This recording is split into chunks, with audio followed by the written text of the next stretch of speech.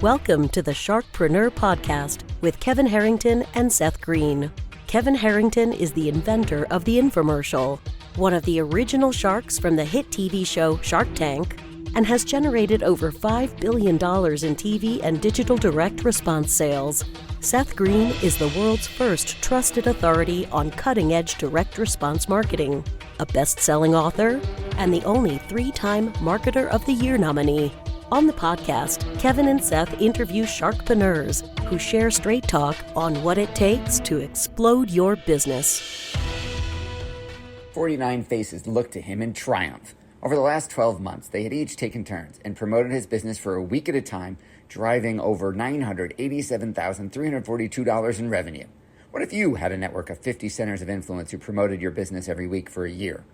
Grab your copy of the #1 Amazon best-selling book, The Ultimate Guide to Growing Your Business with a Podcast, at 33% off the Amazon price by going to ultimatepodcastbook.com. Again, that website for 33% off the Amazon price is ultimatepodcastbook.com. Welcome to the Sharkpreneur Podcast. This is your host, Seth Green. Today, I have a good fortune to be interviewing a very good friend of mine, Norman Farrar from Marketing Misfits. Norm, thanks for joining us. Hey, it's my pleasure.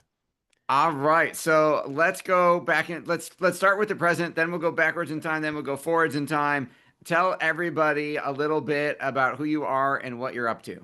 I'm a mutrepreneur. Like, I've been involved with everything from back in the 90s. I had an incentive company, got out of that, got into manufacturing. My family is a manufacturing company or family. So we had a bunch of different manufacturing facilities going on. Ended up opening up something in Taiwan, and that kind of turned into something we have going on in China right now. But got into digital marketing, and then I ended up into Amazon. So Amazon got an agency going, got a podcast going, got a 3PL going, got a few things going. Just a little bit. Yeah. As a serial entrepreneur, yes, when someone sits next to you on a plane and says, "What do you do?" I'm like, I don't even know how to answer that question. I just tell people I'm an auditor for the IRS. Are your taxes up to date? And then they don't talk to me. My buddy has something, what is it? It's IRS auditing something whenever he's on a plane. He's got his he's got his Wi-Fi on, and it always looks like it's surveillance. IRS surveillance. So he knows he's never going to get hacked. That is awesome. All right. So tell us a little bit about the wonderful world of Amazon and manufacturing that you're spending a lot of your time in now. All right. So Amazon is definitely getting more difficult. If you're trying to get on there for the first time, you'll probably be surprised. There's a lot more conditions that have to be met before you get onto Amazon, and you got to know a little bit about what's going on. So you got to know about Cosmo, which is their AI, and Rufus, and how they're affecting listings. And then you've got to know, and this is really interesting, all the images that we're using now, we all run it through another AI program to tell us what's on the image. So the reason we do it is we might miss something. An item might be slightly turned and we think it's a great shot, but it identifies as something completely different. So this is something that we've done a lot of work on right now. We're also taking a look at PPC. PPC is changing by the minute because of AI. So I guess the key word today is probably AI, the way that things are going, not only for Amazon, but for any business. And one of the biggest changes, Seth, it's community. If you aren't building a brand and you're not building that community, and if you don't know how to build a community, you better learn, because those are going to be your loyal, raving fans. Those are going to be the people that you're going to be able to blast out any new products for, and they'll probably pay the full price because they like you. It's that simple. And then on the manufacturing side, we're seeing a lot of manufacturing come back near shore and right into the US with a lot of different products. And, surprisingly, I did a lot with EVA foam, and I used to bring it in from China, and it was definitely the best in the world. And I was walking a trade show, I think it was sometime last year, and a guy and his son came up to me, and they were manufacturing EVA out of Colombia. And I thought, oh yeah, right. What do they do? It was equal to and less expensive than in China. So Wow. there's a lot of shakeups going on right now, and including just the way that you're going out there, you're marketing. You want content. Content's still king, but you don't want to have AI just pump it out, just a ton of quantity, and it sucks because it's not going to do anything. You gotta have unique content mixed in, with that AI. So all these things are happening. And the other thing I want to say is with that community, you have to be known as the authority. So you're the authority figure. You start a community that might be about the niche you're in, and then your authority in the community that your company is involved with. So the brand and like Google Knowledge Panel. If you haven't heard of it, look it up, get verified. Okay, so that was all. I got to unpack that because that was a whole lot of information in one answer. All right, so I think I heard you talked about using AI to check your images on your Amazon listing. Hmm. You talked about manufacturing near shore or at home. So let's back up a second. You talked about getting on Amazon for the first time. So let's unpack all of that before we get to the rest. So when you talk about Amazon, are you physically manufacturing your own products and selling them on Amazon? Are you white labeling somebody else's? I mean, talk a little bit about what is your Amazon business because you have your own business on Amazon. And then do you still have an agency? How are you? I know you're helping other people. Like, let's go back to square one. Tell Okay. us about your business on Amazon and then all of the businesses you have that support other Amazon sellers. So I'm weird because I have a manufacturing facility that provides our own product, and we're contract manufacturers, so we'll provide other people's products, so we'll white label it for them. I also have other products that I sell on Amazon that are just different brands that I do not touch. I go out to a manufacturer and they private label it for me. And then I have the agency. So the agency, it can either be an a la carte agency or we do it all for you. And by do it all, I mean we manage your Amazon account. We completely from A to Z, just like in Amazon. We'll make sure that everything's working properly. In fact, and I know you're a big fan of this, we'll create all the SOPs. So when they do go to exit in 2 to 3 years, that they can just hand it over. It's really important. And we'll help them prepare for exit. So the proper accounting, what you need to do to actually make it easy to exit, including having a broker come and just check out your company as it exists. They usually give you free advice, and we help them achieve that.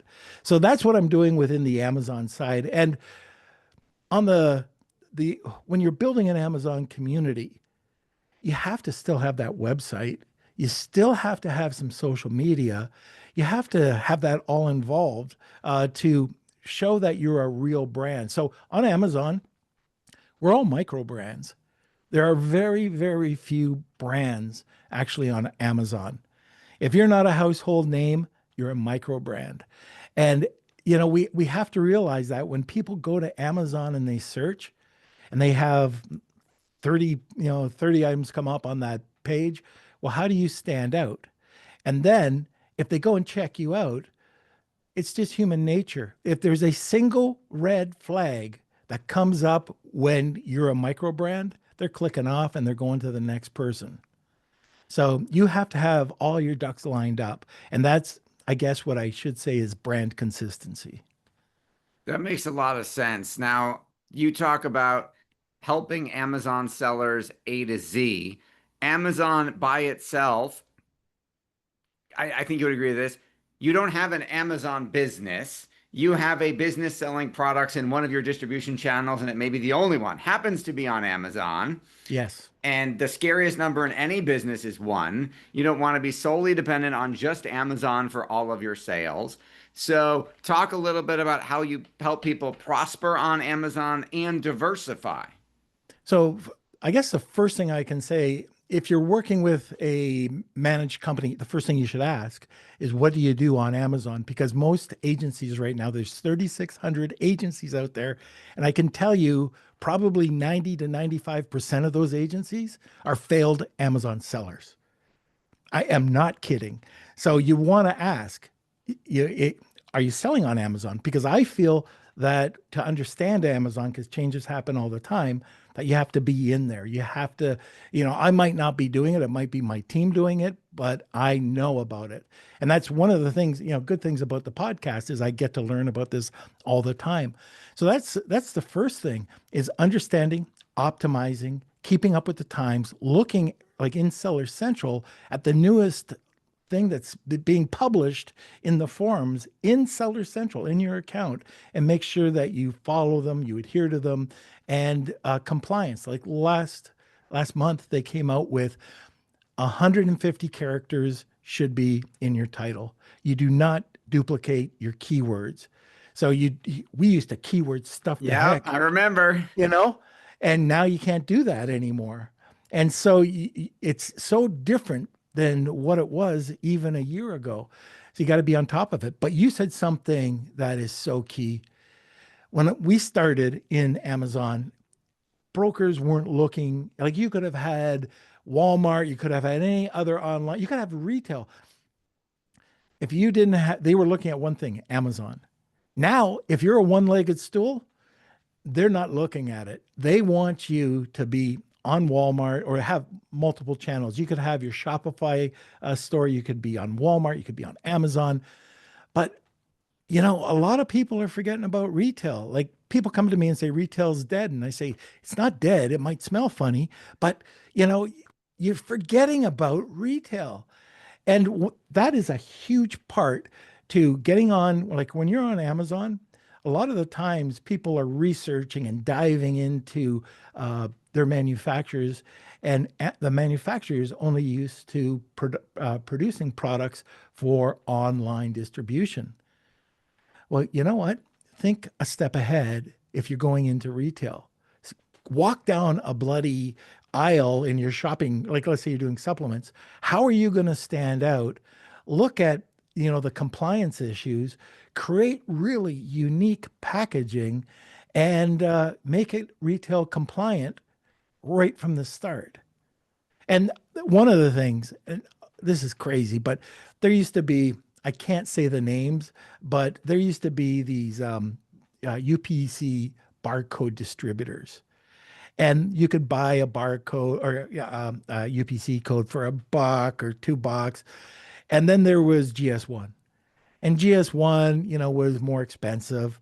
Now they have a barcode. You can go out and buy one that's non-renewable. You can just buy it for $30. It's dirt cheap. But people would go out and buy the $1 ones only to find out that if they weren't discovered on Amazon, Amazon approved a lot of these. Now they're getting a bit more stringent. But if they went anywhere else and you got all these boxes printed and your labels printed, well, guess what? It's not going on the shelf. So these are the little things. Sometimes you try to do it on the cheap, and especially packaging. That's something. So we're talking about, selling on Amazon. Most of the new sellers that go onto Amazon, they go into product cannibalization. They go down and they want to have the lowest, cheapest product out there. And they think that low dollar sales or high volume sales, low dollar product is going to do it. Well, the Chinese do that, and they're very good at that. And they don't care if they make a dime or a dollar. But if you look at every product on Amazon, there's 3 pricing tiers. You have the people that fight at the bottom. And I can give you an example, like Dead Sea Mud goes for $7 to around $14 in the first tier. Then there's a bunch of others. And the next set of pricing, there are some other prices in between, but the next set of pricing goes $24 to $44. I know this for a fact. And then the next tier, and these are all 8 to 16 ounce bottles of Dead Sea Mud. it's mud from the Dead Sea. I mean, it's a Oh, commodity. I didn't hear what you said. Dead Sea mud. Got It's it. Dead Sea mud. It's a commodity, yet it's already ranging from $7 to $44 for the same mud in an 8 or 16-ounce container, which all look the same. Then the next product tier starts at $75 and goes to $95. And what's the difference between the three tiers? The perception, the perceived value. And that goes into packaging, that goes into the photography, that's the video. They spent a little bit to get a lot. Now, by the way, that $95 Dead Sea mud is 3.5 ounces. That's more expensive than perfume, right? I mean, It's crazy. But you know that it's a major name. So even knock that one away. $75. And then you've got all the rest. And they still have traffic. Like I can see the traffic that they're getting. I can see the sales that they're getting, and they're outperforming. Even if their sales aren't as high as the lower dollar ones, they might get double or triple the sales, but they got way more profit. that is absolutely incredible. There is a controversy I'm sure you're aware of that I'd love to get your opinion on in terms of, so there's the whole who owns the data. Obviously, Bezos thinks he owns your customers.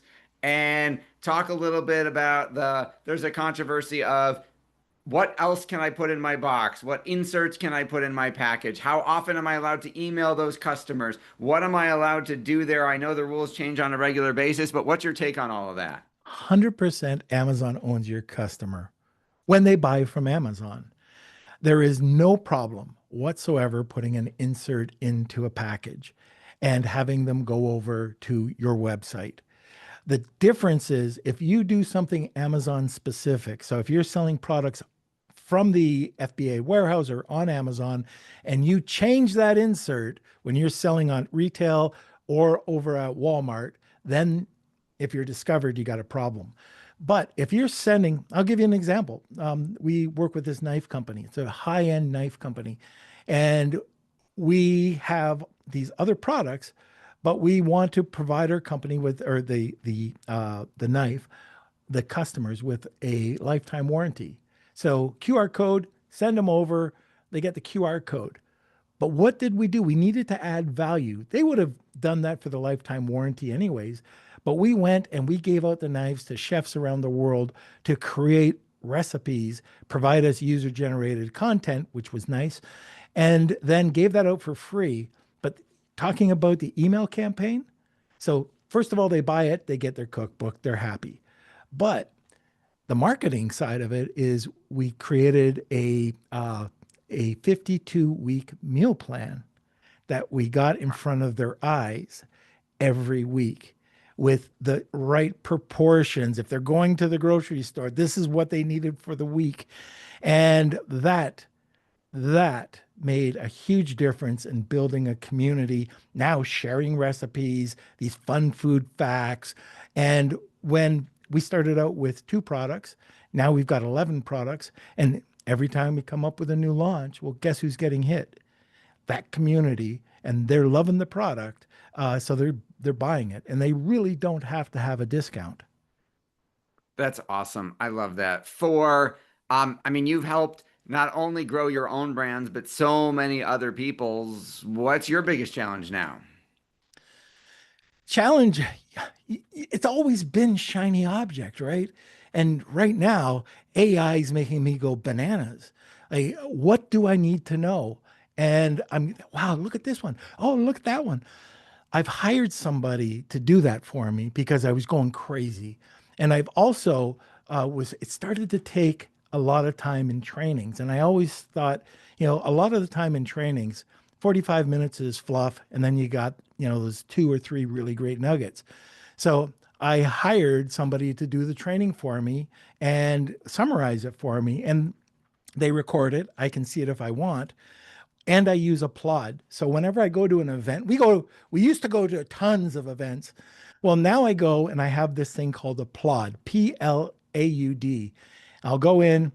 I'm not going to be writing down everything. If there's a really cool action point, I mark it down, and there might be three out of one speaker, but my plod takes it all, and I can go through and I can relax and I can talk to people. When I get back to the hotel, I just get the summary notes, and there's about 8 to 10 different types of summary notes you can get, facts like FAQs, and just anything you want. And it's so bloody cheap. Like it's $150, and then you pay for 300 minutes, I think $3. Wow. Yeah. So Well, that's those a are, writer downer right there. yeah, but those are some things that I've done to win back my time. And I'll tell you another thing, two things. When you're at a trade show, if you're going to an event and you want to sit there and listen, and it's a 2-day, 3-day event, well, why are you? I love these people that write an encyclopedia while they're listening, and I can tell you those are the same people that will not implement a single thing, because after the first speaker, they're going, "Oh yeah, I got this, I got this." They're saying after the third speaker, what did the first speaker say? All I do is I make sure I implement one of the top action points when I get back to the hotel. There might be a party going on, but I want to make sure that I get the one implemented. I might miss 6, but that one I do. And the other thing I do at trade shows, everybody wants you to take their bloody pen, stress ball bag. I do not take anything. If I'm interested, I'll use my camera or scan their code. They can do the same with me. But the funny thing about that, probably 80-90% of people never follow up. Never. And I'm interested in the product. So if you're not going to follow up, well, I'm not going to, pursue you. Amen to that. Your passion is obvious. What do you like best about what you're doing? Oh, I just like everything that's happening right now. There's so many new opportunities. This is the gold rush. When 2012, 2013, it was the same sort of feeling. I had the same sort of emotion. Amazon was prime for the picking. It was a gold mine. It was literally a gold mine. You could sell anything and you could make something. And it got a little tougher and a little tougher. And I'm seeing right now with AI, there's so much you can do, so many things. You want a website? Use AI. You want to do, you want to create an app? Use AI. There's so many things that you can use, including making your listing better, doing deep research and finding, the competitors and finding out what your listing, what's missing from your listing. It's a whole new, this is just the beginning. And that's the thing. And one thing I can say is that if you're not into this, if you're not into even getting, playing around with ChatGPT, or if you're going into, you're starting to build out some agents and taking over your marketing department, you are way behind the bus. You're way behind. Amen to all of that. Well, we know your time is incredibly valuable. We greatly appreciate you spending some with us. Norm, where is the best place for our folks to go to learn more about you? Hey, you can listen to my podcast, the Marketing Misfits. That's marketing, just anywhere, Marketing Misfits podcast. You'll see me and my buddy Kevin King, and the Lunch with Norm podcast. Other than that, just type in Norm Farrar anywhere, and you'll find me somewhere. All right. Well, this has been Seth Green with Sharkpreneur with Norm Farrar from Marketing Misfits. Norm, thanks again for joining us. Hey, thanks for having me. Thanks, everybody, for watching or listening. We will talk to you or see you next time. Why do so many businesses struggle while others seem to explode overnight? Do you wish you had the secret to this type of exponential growth? Now, I've scaled more than 20 businesses to over $100 million, and it's not just luck. In my new book with Mark Tim, Mentor to Millions, you'll learn the repeatable framework I use in all my business ventures for massive success. Order at kevinmentor.com and get over $1,000 in bonuses. Head to kevinmentor.com.